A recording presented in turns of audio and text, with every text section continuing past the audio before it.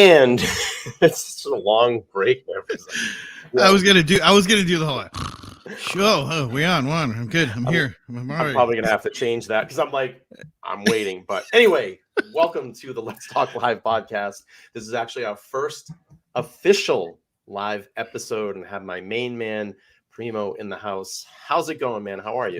It is going excellent. I am ready for a snowstorm tomorrow. How about you? Yeah. It looks like we're supposed to get some snow, and I'll tell you, we get that tease with that 60. It was almost 70 degrees yesterday, and no, it's like it was. I had the windows open yesterday and today. It was so fresh air. Yeah, I actually drove down to get a meal today instead of like door dashing and all that stuff. I actually got in the car, drove someplace, and picked up actual food. It was so refreshing. Gary Grimsley, what's up, man? How are you? Thanks for joining the show. Hey, we got some people watching. 4 people watching right now. That's awesome. What's up, guys? So it's hard to be, really ecstatic about doing a show. Obviously now, we're 24 hours in. Russia has invaded Ukraine. And I think we had a sense or a feeling that this was going to happen. I didn't think it was going to happen this quickly. No, definitely. That's the thing is they kept kind of teasing at it like it was going to be, here it comes, here it comes, here it comes. And I was just kind of like, this is never going to happen. No, they're not going to be stupid enough to do this. And I get very skeptical of it. And then last night it was 11 o'clock and it was just Ukraine's sun is coming up. And there it was, man. I was like crazy. What's up, Joe? Hey, Joe. How's it going, man? Thanks for joining us this evening. So, it's, I don't know, man. I don't know how I feel. I mean, obviously I don't feel good about this. Russia's now invading a sovereign country. Right. And, this is going to really cause a lot of disruption right now, not only, over in Europe, but it's going to cause a lot of problems here in the US as well. And it's just going to cause a lot of red tape and a lot of political issues. And should we be involved and should we not be involved? It's crazy. I mean, it's really crazy. And that's the thing is it's going to be, it's already becoming one of those things that it's so dynamic that first it was, should we get involved? Then, we shouldn't get, we're spending $8 million to help the Ukrainian government, all this other stuff. And now once it's happened, and I'm going to call it the Facebook advisors have, changed over and over again based on the information that they have. So they have to be the experts on it at any time. And it is what it is. But the idea is that I guess I should be happy that people are being more involved in it or actually interested in what's going on internationally. Yeah. So that's something I don't think we've always seen, In the shop says we are in for some tough times no matter which way it goes. Right. And that's definitely 100% clear on that. I mean, this is going to affect the market. It's going to affect the U.S. economy. It's going to affect the global economy.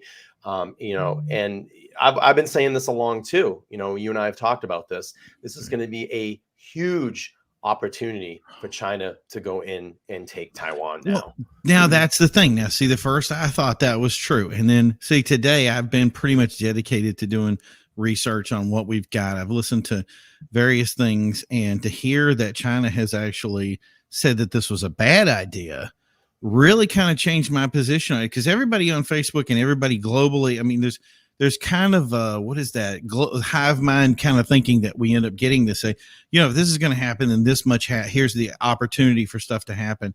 And that was the thing when you hear China go, oh, we think that was a bad idea.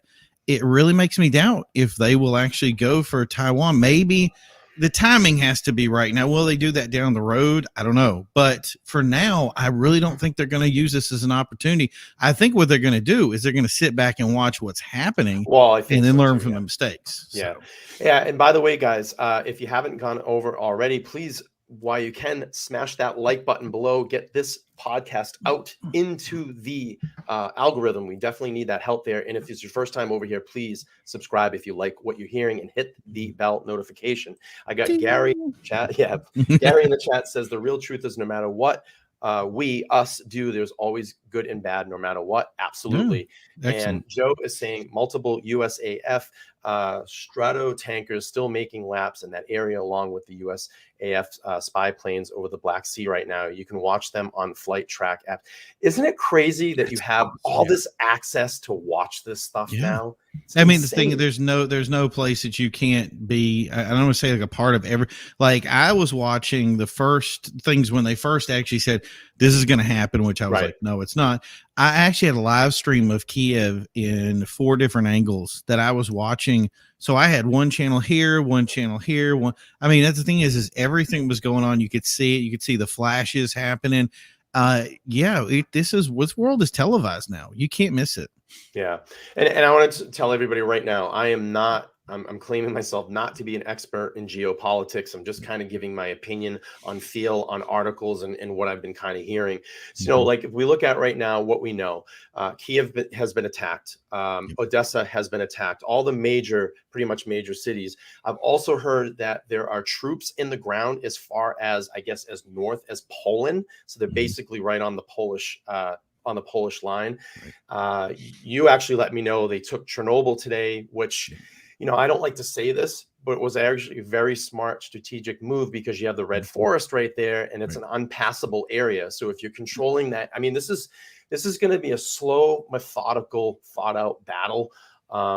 And he's just going to be like Pac-Man and just start packing up. Now, the scary and real quick, just let me finish this point. Go ahead. The scary thing about it is we've gone through this already. Remember 1941. And I don't think he's going to stop. I honestly think once Ukraine falls, he's gonna take Poland and keep going. I really feel that. And that's the thing that shocked me the most was the speed of the movement in which they're making their moves. Like there was definitely a setup to this. There was definitely a lot of planning that went into it. These movements, they basically split. If you watch the original bombings, the way they happened, it split the country north to south, and they had forces on the south and the north. The southern forces had no resistance. They literally drove down regular streets to get to where they were going. The north had the most resistance, which I think is what they'd expected. But then they made the moves that they did. So they go into Chernobyl. That really opens up the idea of going to Kiev. That, there was a lot of strategy to that. But I was actually shocked, like I said, of the speed in which everything came together and started happening. We're not even in, what is it? Are we at a 12-hour or 24 cycle? How many hours are we into this right now? You said it before. It's like almost about 24 hours. Almost 24. So in 24 hours, they've already basically gone through Chernobyl and basically put themselves in boots in Kiev at this point. And that's just, now they've handed out 10,000 guns to civilians. Anybody age, I think it was 18 to 60 now, you are now part of the military. It's just, everything is moving so fast. The second part that you said there, I tend to wonder, because with Ukraine not being part of NATO, that puts them in a very interesting situation, because now they can move. There's a place there that they're kind of stuck at. But the thing is if they do move any place else, now they've run into NATO and there's a guaranteed push.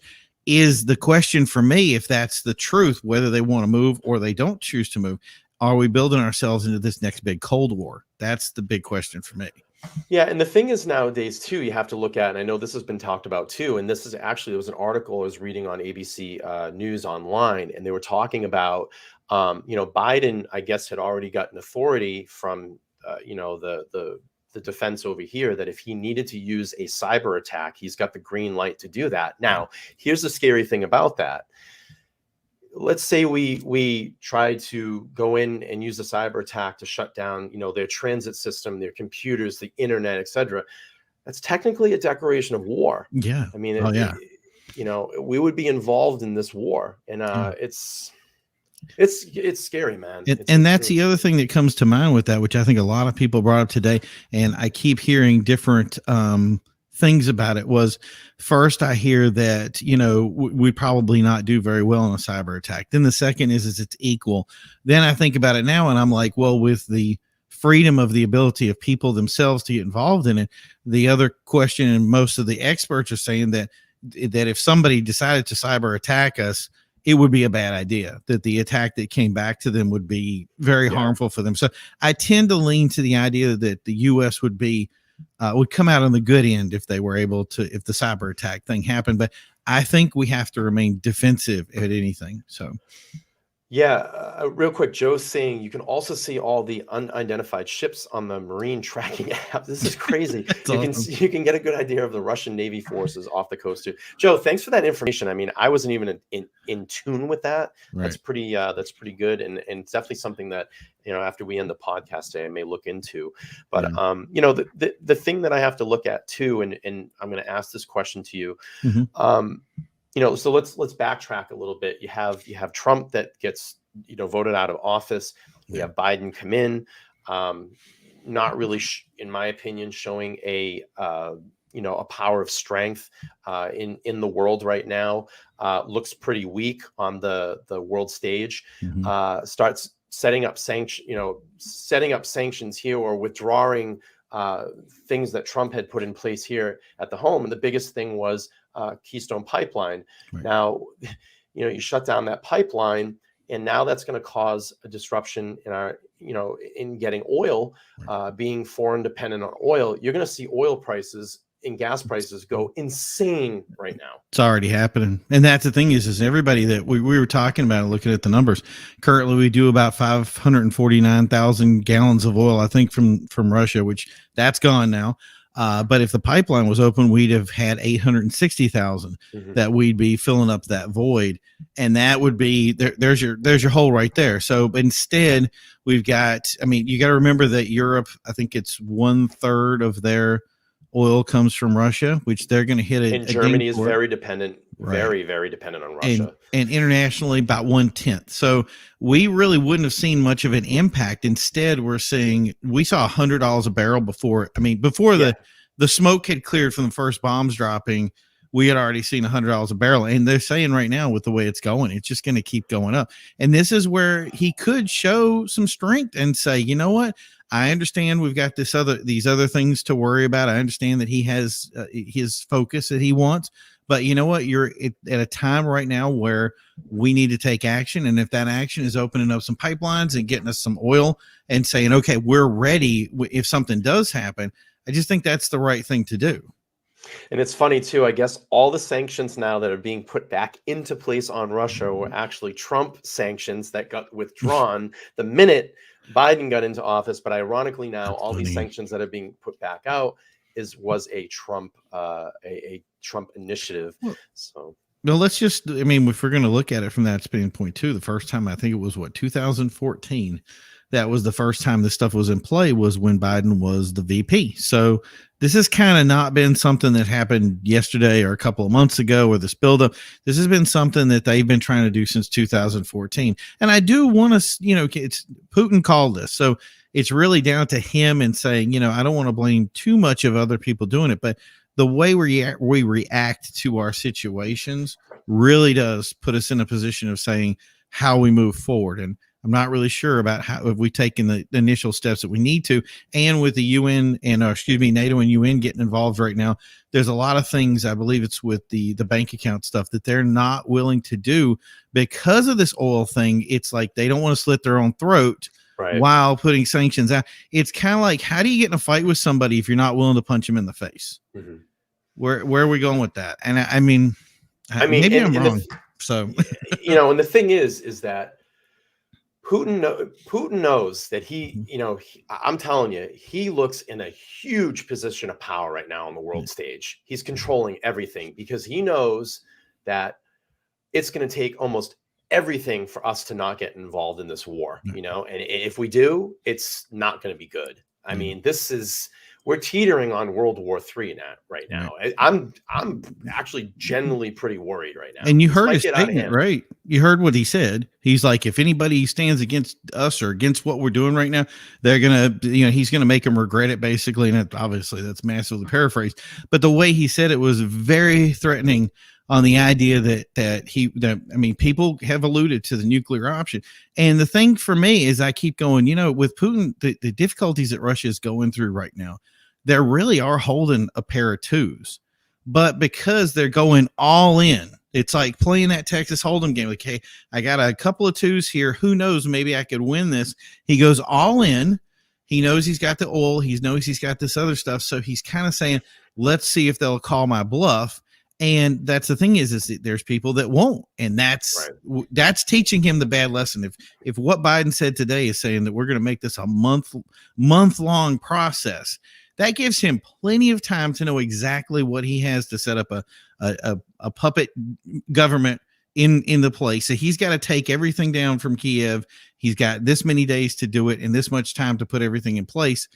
And now you got a timeline, and that's just, you can't, I just feel like that you can't do that, Real quick, if you guys are enjoying this conversation and you haven't yet, please smash the like button down below and make sure to subscribe and hit the bell notification so you get the notification of all our content on this channel. Real quick, I want to get to some of these chats. Yeah. Joe saying, I don't lean left or right, but today's address from the POTUS had zero backbone, left his balls at home. I have to agree as well. And Gary saying, kick him in the, I think it's probably a ball. That looks like a eggplant. We're going to call it an eggplant. In the eggplant. And Gary's also saying, as much as concern happened, the time to get civilian ammo is now, while it's out there and affordable. I have to agree. I would say this, make sure that you have a plan. Because you don't know what is ever going to happen. It's not bad to have some extra food and water on hand right now, and just get all your necessary precautions. Pack a bag, just have something ready just in case something happens. I mean, do I think it's is it going to get to that point? Probably not. Yeah, I don't. There's never. That's the thing is today a lot of people were saying, well, we're getting drafted, and I'm like, we're so not there yet. Like that's not even on the table. Like really the fight right now is between Ukraine and Russia. It is their fight. Unfortunately, the best that anybody outside of their course is going to do is going to be sanctions. They're going to be banking sanctions, whatever that does down the road. I don't think that Russia can do a long-term battle, but you know what I mean? Like I just don't see that doing very much for the short term. And that's where it matters. I really don't think that, to be honest with you, I just don't think it's going to shake Putin right now. I think he knows he has the world stage. He has all eyes on him. That's the type of guy he is. In a sense, he's kind of like a Trump personality. He's a very powerful, boisterous guy. This is going to be a long haul. This is not going to be solved overnight. And he's going to do every single thing to test the U.S. right now. Yes, he is. Every single thing to test us, because he's just baiting us in right now. And from what I was looking at today, the press conference from Biden, he was shaking a little bit. We are shaking right now. Well, he was either taking a nap or he got delayed an hour because he was just, like they were trying to put this thing together about what it was going to mean. And that's the thing is I don't think they're ready for this. This is kind of weird about it. Like they were ready. Like he kept saying, yeah, we knew it was going to happen. We knew it was going to happen. But when it did happen, they didn't really know what to do. And that's so. Joe's saying also get cash out just in case they hit our banking infrastructure. Very smart move, Joe. Yep. Technology, I believe, has been removed the draft. Yes. There isn't much front line anymore. Absolutely. Yeah, absolutely. So I don't know. Let me ask you the question. Think if Trump was in, this would be happening? I see. That's the thing is I don't even want to go that route. And the reason is because and we were having a discussion the other day, and I have two friends that are very conservative that made very, very valid points about stuff that Biden did to put us, and I don't want to say put us in the position that we're in, but kind of open the gateway to it. In other words, just fed to it. And the first thing that my friends on the left said was, well, if Trump did this and he was in, this whole Trump collusion thing, so that Trump was in the pocket of Putin anyway. And I was like, well, how do you have that debate? Because Biden's been in office for a year right now. So if you're going to have an argument about why this is happening, our response and how good is it, then I think we need to put our vision on 2020 and say, this is the guy that's in office. He's been in office a year. What has he done to stop it? What has he done once it's happened? What has he done to deter it? And what's going to happen in the future? And that's the thing is that the reality is we don't know for stuff that we don't know. And people want us to take our eyes off the focus and kind of there's channels out there dedicated to blaming everything on Trump. And I just think that if we're going to move forward. We have to break up with that relationship's over. Now we Right. have our new girlfriend. Now we build her up and make sure she's wonderful. If you sit in that same relationship and talk about your ex-girlfriend all the time, your new relationship doesn't work out. Maybe that's what kind of the problems we're having right now is that we're not focused on our new girlfriend and she's kind of leaving us in the dust. So, I have to say this in times that, we have any type of war or situation that goes on, you have to, as much as you may not like a particular side or president, you right. have to stand behind them to make under and hope that they Yeah. make the right decision for us and for this country. Um, And that's the way we were. We used to see, that's the thing that yeah. people forget. And maybe it's I don't know what happened to the youth. I mean, man, I am getting kind of old here. But that's the thing is when even when Clinton was around and we had arguments about Clinton with the 2A ban and some of the other stuff that happened with that, we still said we want to make sure that America survives. We had a Republican controlled House and Senate. It was the first time ever that we showed a positive in our GDP and everything. Everything was going up, and it didn't matter who was in charge as long as we were doing okay. Now it really is like, okay, if that guy stands for that, we got to stand over here from both sides, and that you can't have something happen without the finger wagging and all this other stuff. No wonder we can't get things accomplished. Mm-hmm. Yeah, I think this definitely is going to affect the midterms in November, 100%, which may be a good thing. I'm actually kind of happy, but I don't want to see anybody go to war or anything like this. No. I mean, it's just really, really bad. I was watching my crypto today actually take a big shit. So that wasn't fun. How much? Had like 36%, something like that. Yeah, it's just insane. The stock market was down. It rallied a little bit at the end, but it's your 401ks are going to drop. I mean, it's going to be crazy. And Putin knows this. Putin knows all this stuff. Yeah, so the only people that aren't losing money is people in oil. Yeah. So and it's like and going back to talking about weapons and stuff like that. I mean, you don't even really need a bomb to destroy anything anymore. You can just do a cyber attack or set up to attack a financial structure or put a virus out there. Anything like that, germ warfare. I mean, you don't even need to fire bombs to disrupt anything anymore. Well, think about the last, what is it? God, 4 years of our lives. Like from one thing to the other, we have been just basically beaten on and beaten on. Like I almost was like, okay, so, today we can't talk about, the pandemic. We can't talk about Canada. We can't talk about the truckers that are coming from California to Washington, D.C. This right now has taken over the airwaves, and it's timed almost perfectly. I don't want to be a conspiracy theorist about it, but it's almost like when you get here, it's like, okay, well, what are we going to talk about? And you were just saying, like, this is what we got to talk about. I have to talk about it. I mean, I can't. Topic. Right. And that's the thing is I kind of say, like, you know what, you're right. And is it still relevant, or is it just we've been beaten down and beaten down and beaten down, and now it's like, what stress level are we at now based on what we're doing? It just, there comes a time when people are going to need a break from one of these things. And whether it be, one thing or the other, people are taking efforts, but those efforts are always, it's almost feel like they all get sabotaged. We never get quite where we need to be. So, yeah, it's almost like seems like sometimes like we have hope, we start to kind of come out of something and then something else happens. And I don't know if that's just what life is in general. I think just those might be everyday things that just constantly happen. But it's weird. And I think just over the last couple of years, it's really felt like that. Right. We come out of something, or we're getting ready to come out of something. In my opinion, I feel like the pandemic is endemic now. Right.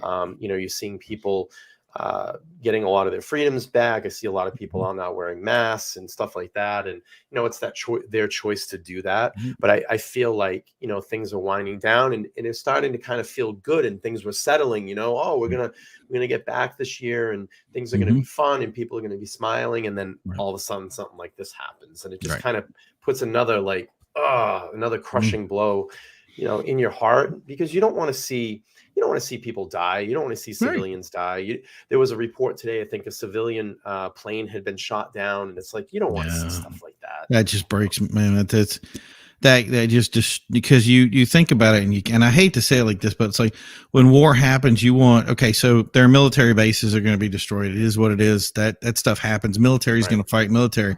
But to see today, hearing, what was it, 137 civilian deaths that were happening or more, that I'm going to look at that number too, but yeah, I'm sure 130 more by now. Oh yeah, but and that number is just going to go up. But yeah, that's the thing is 137 civilian deaths that have taken place over that, and that's just, it shouldn't happen. It shouldn't. Just like, do whatever we got to do to, and that's it. If this was happening inside of our own country, we would be taking huge steps. But the other thing is, people look at us and say, hey, there are people dying, but it's not our job to police the world.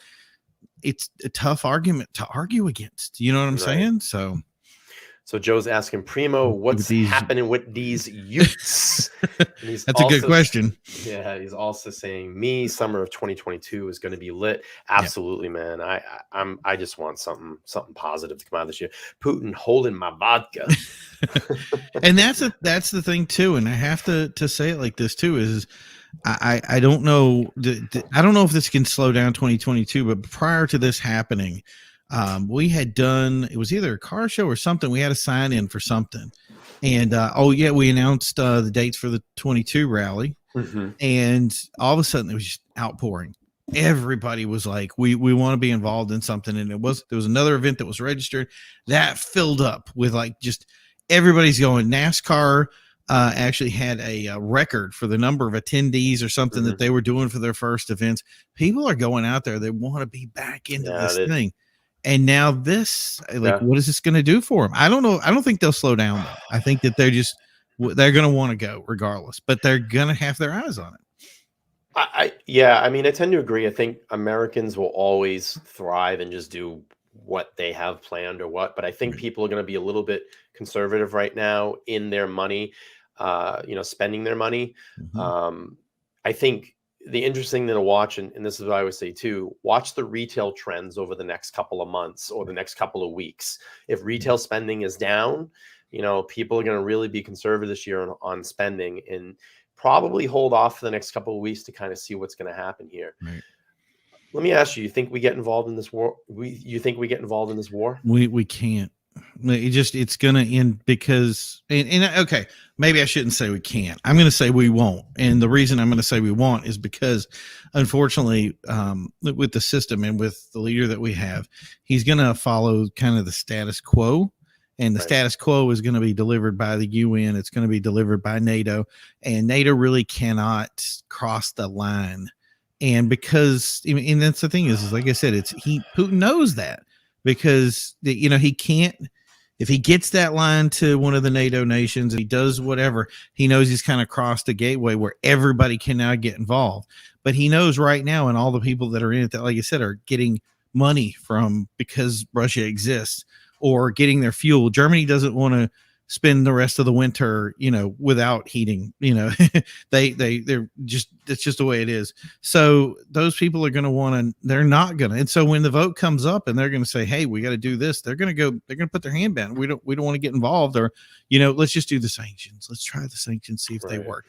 And and there's part of that was the money side, the SWIFT deal. In other words, like SWIFT is something that they could just take it. That would be the atom bomb of financing, that they could just do the thing on Russia and just call it a day. And notice that they weren't willing to do it. So, and they even said it, let's give it a month. And that's exactly the thing that I'm saying is they're people who are gaining from Russia, and those guys are not willing to pass over that line, and is what it is. Real quick, Gary's just saying, I know for Sherman retail, sadly, I hope it doesn't drop too much. I have to agree. I myself in the retail industry, I just came out of a record month at my store, and we're really riding the train of momentum. So hopefully this doesn't make much disruption, but I'm going to tell you, Gary, watch over the next couple of weeks, especially the market, gas prices, loaf of bread, all that stuff's going to continue to go up. And when all that stuff goes up, people get into survive mode and they don't spend money. They spend on money on the necessities, food, water, electricity, you know, to keep their home going and their family going. So might be a tough retail year for us. And Joe is saying if Putin moves towards a NATO nation, we'll be in it. Until then, we'll arm who we can and turn the tides and regret it in 20 years. I have to tend to agree. I think that if he does attack a NATO ally of ours, we have to get in some way. We're going to get in some way. You'll be required. I forgot the chapter, but once they do that, you're required to be. I almost think Putin's going to do it. I really do. Yeah, I think he's gonna. I think the beauty of this is that he can't make too much of a move. It's almost like when you're moving your chess pieces, you want to get your queen out, but you don't want to move too much of your forces forward because now you leave your back end open. He moved his queen out, so he opened up his pawn. He moved his queen out to the middle of the board, and then he just kind of sat there. Said, I'm just going to wait this out and see where it goes. But he was making moves on one side. I just don't think he's ready to go full in to this battle. Let's see where it goes. He's going to take Ukraine, he's got months, he's got time. Yeah. And once he's got that, he gives him time to set up a puppet dictatorship or something like that allows him to get his dug in on Ukraine. And I think that's the thing that people should be worried about. That's the thing you need to be looking for is how does he to check Ukraine? He's going to try to move in, take over as fast as he can. Then once he's going to do that, he's going to try to get some sort of new government in that's going to allow him to say, if anything happens, that now they have to help me. And basically like a Warsaw Pact thing. I mean, the Warsaw was all satellite states that they had puppet governments in that really just said, if anybody makes a move, now it's an act of war. It allows him to say, this is what I'm going to do.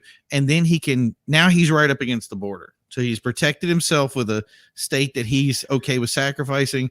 But if he does want to make a move, he's right at that border. Yeah, Gary's saying we're in we're all in for the riding that train. March is going to be the biggest tell for us all. Absolutely, absolutely in the retail market. So, yeah, I mean, he definitely wants that pipeline. He definitely wants that energy. Before we wrap this up, what do you think the end game is? What do you think his end game is to reunite the Soviet Union and take back all those countries? That isn't. The word I keep saying, and the thing is I heard Biden say that he was putting stuff together. But my thing, and I keep saying to this, is whenever it comes to, and I don't want to say dictators or tyrants, but to say when it is a dictator and when it is a tyrant, it's all about power, and it doesn't have a logic to it. And power revolves around having resources and being able to distribute resources. If you can control the resources, you can give the resources to your friends, and then you can make moves. We have to realize that prior to this, Russia was basically a dying nation. It didn't have the resources it needs. It was dwindling and it needed people. And that's, I think, part of this is that he knew where the people were. He's moving in with people. He's now going to have some more oil. He's going to have some more uranium. He's going to have some things that he wants. And those give him power and the ability to flex his muscle a little more.